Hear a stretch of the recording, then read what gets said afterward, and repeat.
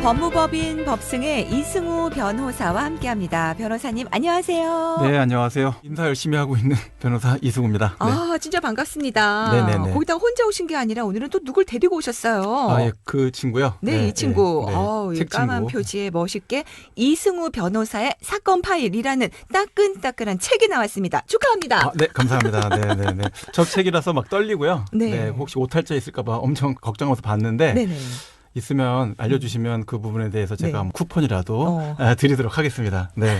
우리가 이 책을 좀 같이 보면서 그럼 체크를 좀 해드리기 위해서 네네네. 우리 애청자분들께 예. 선물로 주신다고요? 아, 네, 그렇습니다. 제가 이렇게 애청자분들께서 신청해 주시면 제가 이번에 만든 책 사건 파일, 네. 이승우 변호사 사건 파일 이 책을 한 권씩 보내드릴 수 있도록 한번 해보겠습니다. 네. 자, 이승우 변호사의 사건 파일 이 책 선물로 받고 싶은 분들은 단문 50원, 장문 100원, 샵 5001로 책 신청이라고 보내주세요. 몇 분 뽑아서 선물로 보내드리겠습니다. 예, 일단 출간 다시 한번 축하드립니다. 네, 감사합니다. 감사합니다. 네. 자, 오늘 우리 동네 변호사 사례 그럼 바로 만나보겠습니다. 치매를 앓고 있는 어머니가 다리를 다쳐 결국 요양병원으로 모셨습니다. 근데 이상하게 만날 때마다 멍이 보여서 뭔가 불안했는데 최근에는 요양병원에서 또 낙상을 해 이제는 거동을 아예 못하십니다. 간병인에게 물어보니 화장실에 가려고 일어서셨다가 주저앉으셨다는데 전담 간병인이 있는데 왜 방치가 된 건지 이해할 수 없어서 CCTV를 보여달라고 했더니 답변을 피하기만 합니다. 노인 학대로 신고할 수 있을까요? 라는 사례였습니다. 네. 자, 어떻습니까? 이 사례의 경우 요양병원 측의 학대 또는 부주의가 있었다고 볼 수 있을까요? 네, 일단 먼저 어머님께서 이렇게 아프신 상태가 되니까 얼마나 마음이 아프실지 그게 좀 제일 먼저 걱정이 되고요. 네네. 제가 보기에는 이게 부주의나 학대 상황이 충분히 의심될 수 있는 그런 상태다라는 생각이 듭니다. 네네. 자, 요양병원이죠. 병원이라는 거는 주의 의무가 있겠습니다. 자, 이런 시설들을 설치해야 된다. 네. 어떤 업무들을 수행해야 된다. 자, 이렇게 정해진 내용과 범위가 이렇게 프로세스로 다 잡혀 있죠. 네. 자, 근데 구체적인 사정이 어떻게 발생했느냐 이에 따라서는 이제 다르게 판단될 수도 있습니다. 네. 자, 사례 경우를 보면 당시에 어머님 건강 상태가 어땠는지는 아직 정확하지는 않습니다. 자, 왜 간병인 도움 없이 혼자 일어나시게 됐는지 이런 구체적인 내용들이 좀 추가적으로 확인이 필요합니다. 네. 그렇지만 다리를 이미 다쳐서 입원을 하셨는데 그리고 이제 병력이나 연령들을 이제 좀 고려해 보면 네. 자, 혼자 이동하면 낙상하실 수 있겠다. 그렇죠. 이런 위험의 예견이 가능하죠. 네. 자, 그렇기 때문에 이런 점들을 보았을 때는 이 부주의로 인한 이 병원에 문제가 있었는지 충분히 조사가 될 필요가 있다라고 생각이 듭니다. 네. 자, 지금 이 요양병원 측에 CCTV 요청을 했는데 답변 피한다 그러셨어요. 법적으로 요청할 수 있습니까? 예, 이게 좀 약간 복잡한 문제가 있는데요. 네. 치매 앓고 있는 어머님처럼 이제 제대로 의사표시를 하기 어려운 어르신들에게 이런 일이 생겼을 때 증거가 없어서 또 확인이 안 돼서 CCTV가 있는지 이런 것들을 어떻게 확보해야 될지 네. 아주 근본적인 문제가 됩니다. 네. 자, 그런데 이 CCTV의 경우에 대해서는 좀 아셔야 될 부분이 요양원이라고 네. 하는 이제 노인 장기 요양 보호법이 적용되는 요양원에는 CCTV 설치가 의무화되어 있습니다. 그런데 예. 이 요양원하고는 다르게 요양병원 한 글자 차이인데요. 예. 의료법이 적용됩니다. 그래서 CCTV 설치 의무가 법제화되어 있지 않습니다. 그래요? 네, 그 굉장히 좀 큰 차이인데요. 네네. 자, 그래서 사례 경우처럼 요양병원의 경우에 이 CCTV를 확인할 수가 없고 증거를 찾기 어려운 경우들도 있고요. 네네. 자, 혹시 설치됐다 하더라도 네. 이 영상 자체를 갖다 쓰기가 어려울 정도로 정작 어르신들의 어떤 동선, 네. 침상 쪽은 보이지 않도록 설치된 경우들이 많습니다. 요양원은 CCTV 의무화인데 요양병원은 또 이렇지가 않군요. 네, 그렇습니다. 자, 그럼 소송하더라도 요양병원이라는 특수성 때문에 관련 영상 확보 어렵고 또 어머님이 치매가 있으시니까 증거나 증언 확보하기도 쉽지 않을 것 같은데 자, 어떻게 해야 될까요? 네, 제일 중요한 것은 이제 요양병원이기 때문에 병원은 업무일지랑 간호기록. 네, 요양원도 업무일지는 기록을 할 텐데요. 네네. 이제 병원이기 때문에 간호기록을 작성하게 되어 있습니다. 일단 빠른 속도로 그것을 요구하셔서 확인해 보실 필요가 있습니다. 네. 그래서 어머니의 몸 상태, 돌봄 내용, 그리고 사고 발생 전후의 대처가 어땠는지 살펴보셔야 되고요. 네.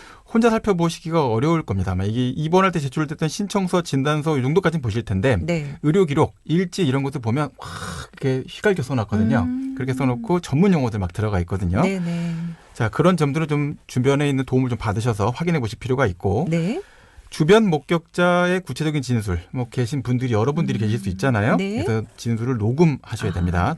왜냐하면 아프셔서 갑자기 뭐 돌아가시거나 다른 요양원으로 전원하실 수도 있거든요. 네네. 자, 당시 상황을 확인할 수 있는 자료들 이렇게 최대한 확보해 두셔야 되고요. 마음 급하다고 협조 안 한다고 그런 옆 주변에 있는 분들한테 화내시면 안 되죠. 안 됩니다. 그럼 협조가 딱 중단됩니다. 네네. 그래서 부주의가 있었는지 학대가 있었는지 이 부분에 대한 것들을 굳이 단어 쓰지 않고 그냥 자세하게 설명 좀 듣고 싶습니다. 네. 라고 하시면 입증하는 데 도움이 되실 겁니다. 자, 지금 부모님 다친 것만으로도 자식들은 너무 괴로운데 이 요양병원의 과실을 입증하는 과정도 쉽지 않습니다. 자, 만약 부주의가 아니라 학대가 입증됐다면 요양병원은 어떤 처벌 받습니까? 네, 이제 병원 측에 이제 부주의로 문제가 생겼다고 한다면 그 담당자 네. 그리고 관리자와 관련돼서는 이제 업무상 과실, 치상 또는 돌아가셨다고 하는 경우라면 치사죄가 문제가 되고요. 자, 민사적으로는 손해배상 책임 같은 것들을 이제 청구할 수가 있습니다. 네. 자, 그런데 이것이 과실의 문제가 아니라 고의적인 학대 행위 또는 유기, 방임에 이르렀다라는 사실까지 확인이 됐다라고 된다면 노인 학대죄가 적용이 됩니다. 네. 자, 65세 이상의 분들을 이제 노인 복지법상의 노인이라고 이제 우리가 정의하고 있는데요. 어르신을 이제 학대한 거죠. 그 경우에 5년 이하의 징역, 5천만 원 이하의 벌금입니다. 네. 그러니까 아동 학대 구조랑 유사하다 이렇게 보시면 됩니다. 나이가 점점 들어갈수록 저도 점점 어린이가 돼가는 것 같은 부분도 네, 있거든요. 네네. 비슷한 거죠. 자, 상해까지 발생했다라고 한다면 7년 이하의 징역, 7천만 원 이하의 와. 벌금으로 아주 가중 처벌이 크게 됩니다. 네네. 자, 요양원 경우에는 이 요양병원하고 좀 다르게 네. 아까 말씀드렸죠. 노인 장기 요양 보호법이 적용된다. 자, 그러면 지정 취소, 또 6개월 동안의 업무 정지 이상의 또 2억 원까지의 과징금 부과 규정이 붙어 있습니다. 네네. 그러니까 요양원 관련돼서는 행정처분이 막 나갈 수 있는 것들이 있는데, 자, 의료법에는 의료기관 전체에 대한 행정처분 규정은 있지만 네. 이와 같은 노인학대 사안에 바로 적용할 수 있는 행정처분 조항이 없어서 이 부분에 대한 건 좀 검토가 더 많이 필요하다 이런 의견들이 나오고 있습니다. 자, 마지막으로 부모님을 요양보호시설로 모시는 걸 고려하시는 분들 고민이 많으시거든요.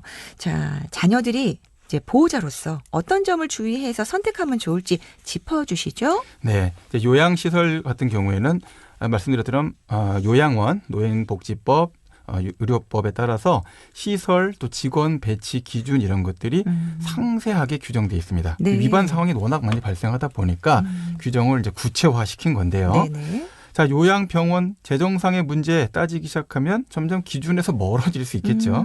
편법 쓰고 싶겠죠. 이제 그런 상태가 결국은 관리의 부실로 이어집니다.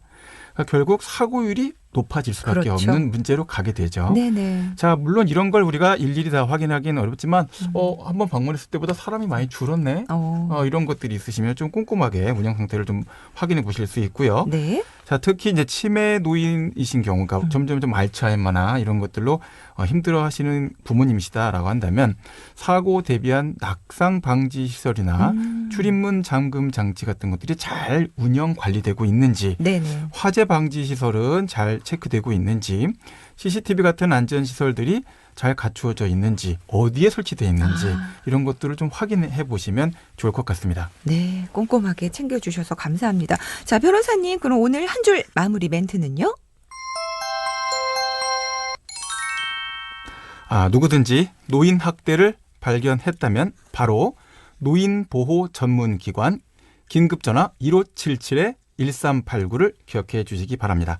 24시간 1577-1389를 통해서 상담, 신고할 수 있도록 되어 있습니다. 네. 자, 어르신, 그러니까 나이 드신 노인분들을 나와 다른 사람이다, 다른 사람이야 이렇게 생각하지 마시고요. 네.